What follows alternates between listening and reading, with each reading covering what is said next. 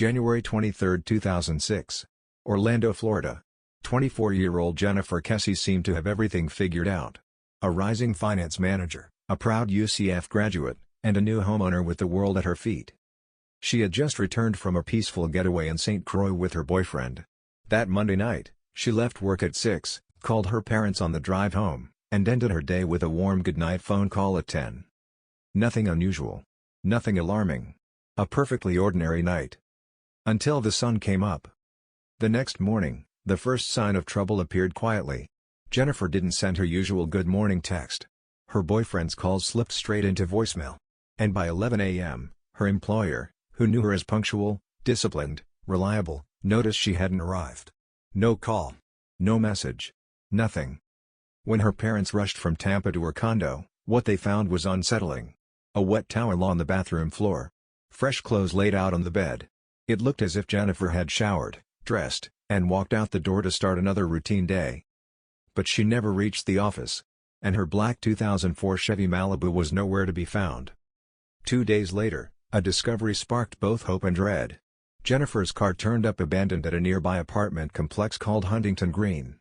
Investigators pulled the surveillance footage, desperate for a face. A clue.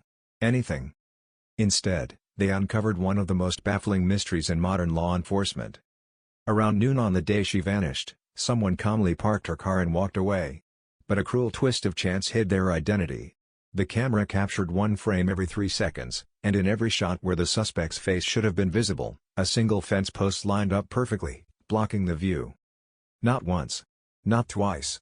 Every single time, the figure, estimated to be between 5'3" and 5'5", became a ghost. A shadow with no face. Not even NASA's image experts could pull them out of the darkness. As investigators searched for answers, attention shifted back to Jennifer's own apartment complex. She had told her family she felt uncomfortable there. The area was full of transient construction workers, men she said catcalled her, watched her, made her feel unsafe. Many couldn't be identified or tracked. And then came a disturbing clue. A search dog followed a scent from the abandoned car. Straight back to her condo complex. Whoever took Jennifer may have been closer than anyone imagined. Close enough to watch her. Close enough to wait for the right moment. For nearly 20 years, Jennifer's family refused to let her case fade away. They fought for access to police files, pushed for answers, and kept her name alive long after the headlines cooled. Then, in late 2025, everything changed.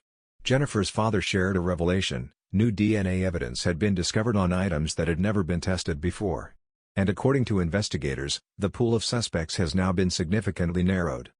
After 2 decades lost in uncertainty, the case is no longer cold. Today, Jennifer Kesse would be 44 years old. And with a new documentary set to release in early 2026, the world is watching again. Waiting. Hoping. Somewhere out there is the person who walked away from her car. The one forever hidden behind that fence post. But for the first time in 20 years, the shadows are shifting. And the truth, long buried, is beginning to rise.